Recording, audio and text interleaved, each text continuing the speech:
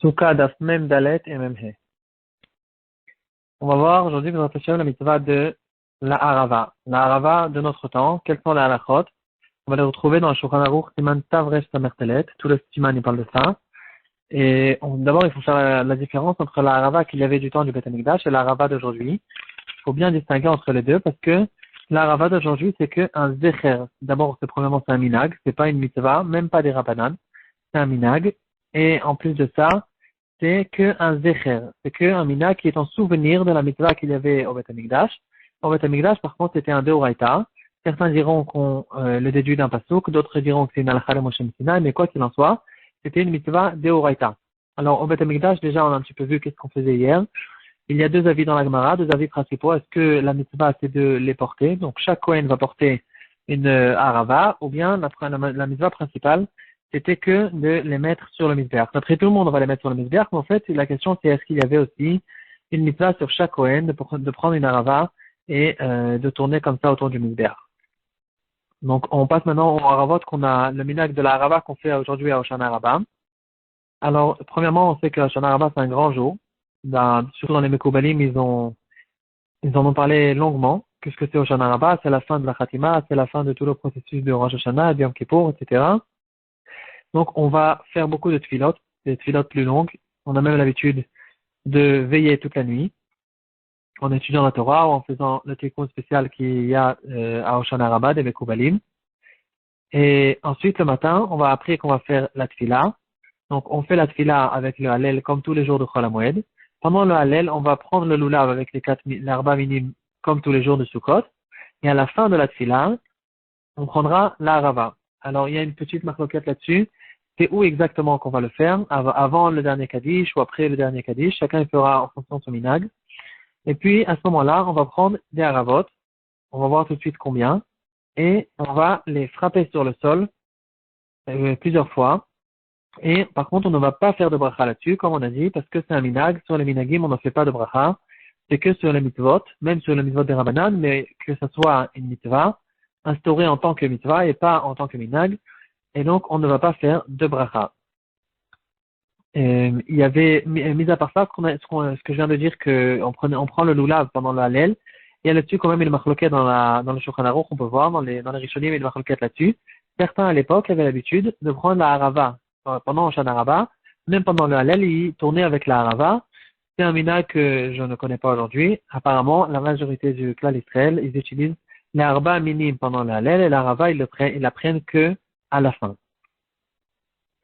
Alors, combien de haravot il y a besoin? Alors, d'après la halakha sec, comme on aime bien dire, la halakha sec, c'est une harava, même une seule harava, et sur cette harava, même s'il reste qu'une feuille, c'est kasher pour la mitzvah de chavatat harava.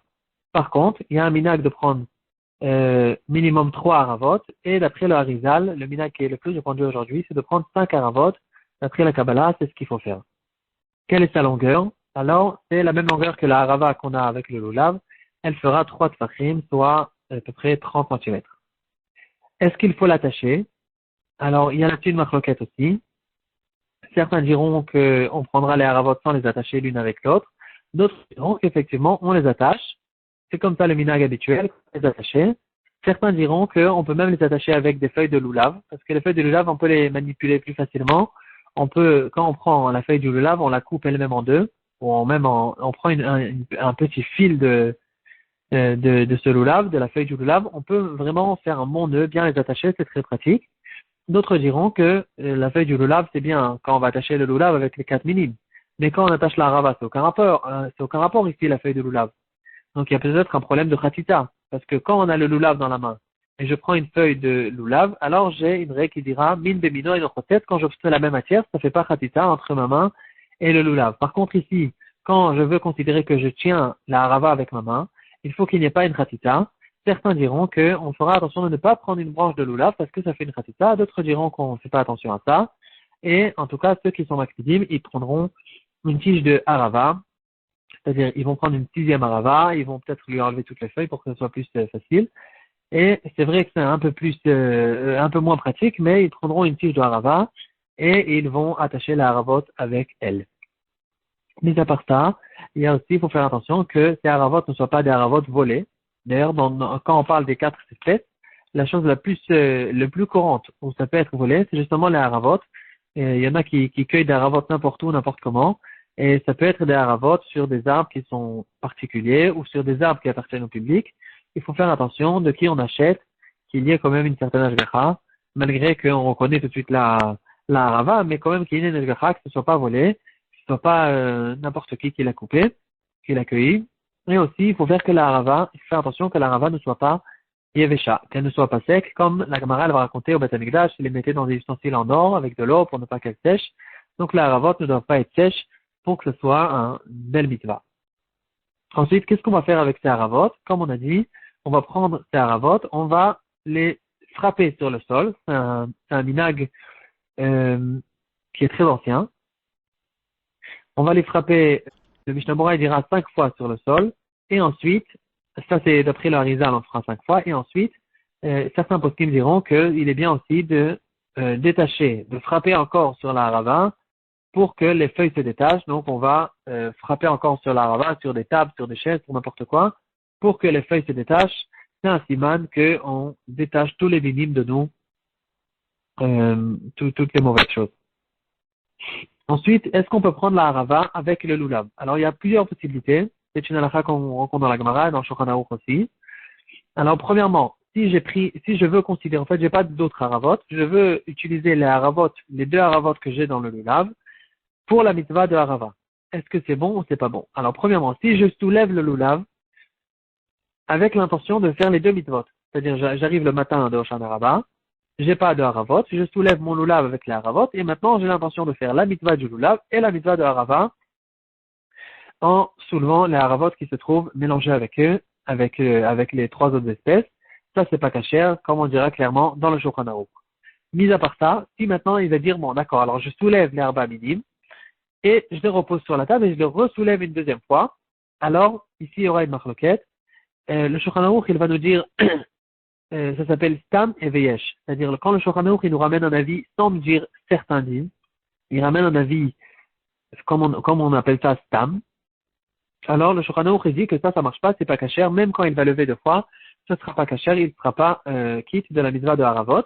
Et à la suite, à la fin, le Shulchan Aruch, il dira que Yesh Omrim, certains diront quand même que dans ce cas-là, ça va marcher. Et en général, il y a une règle générale qui dit, quand on étudie le Shulchan Aruch, il faut savoir que quand le Shulchan Aruch dit une halakha avec Stam et ensuite Yesh Omrim, la halakha principale, c'est comme le Stam. Donc ici, la halakha sera qui n'est pas Yotze Yedechova, même quand il va le soulever 2 fois. Et Kalvachomer, dans un cas où je soulève le lulav une seule fois, et je veux considérer, comme on a dit avant, que ça me sert pour les 2 mitzvot, ça marche pas. D'ailleurs, on pourrait se poser la question, c'est une question générale dans le lulav et dans la harava, quelle est exactement la mitzvah? Dans le fond, on pourrait se poser la question, est-ce que la mitzvah, c'est que l'action, en fait, de prendre le lulav, de soulever le lulav, c'est ça la mitzvah, ou bien d'autres diront que non, l'action, c'est d'avoir le lulav dans ma main. La conséquence, pas l'action, la conséquence, c'est la mitzvah, d'avoir le lulav dans ma main. Quelle est la différence?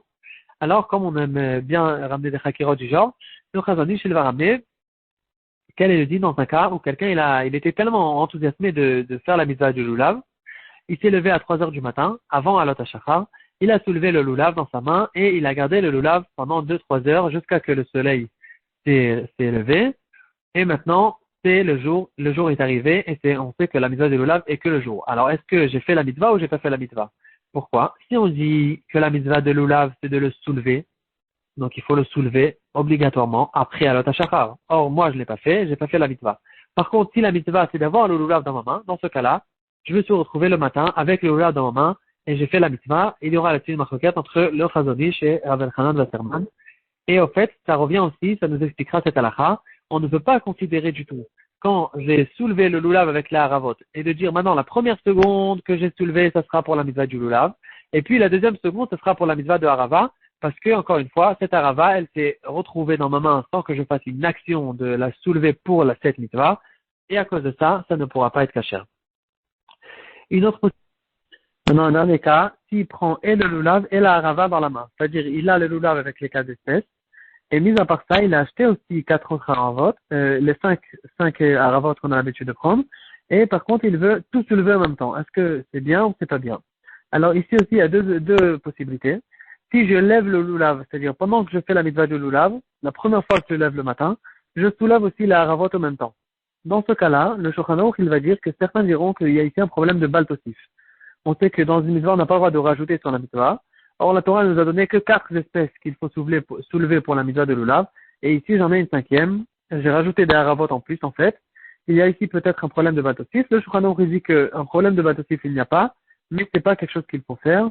C'est deux mitzvahs différentes, il faut les faire l'une après l'autre. Il y a une deuxième possibilité, c'est si je soulève les deux, mais que à la fin de la tfila. C'est-à-dire, j'ai fait ma tfila normale, j'ai fait la netilat ulav le matin ou avant le halel, j'ai fait le halel avec le lulav et les 4 minimes, et à la fin de la tfila, quand je veux soulever mes haravot, je soulève aussi le lulav en même temps. Est-ce que c'est quelque chose qu'on peut faire ou pas? Le Rama, il va ramener que certaines communautés avaient l'habitude de le faire, mais quand même, le Shulchan Aruch et le Rama sont d'accord que c'est quelque chose qui n'est pas correct, c'est pas bien. Il faut faire les deux, chacune à part.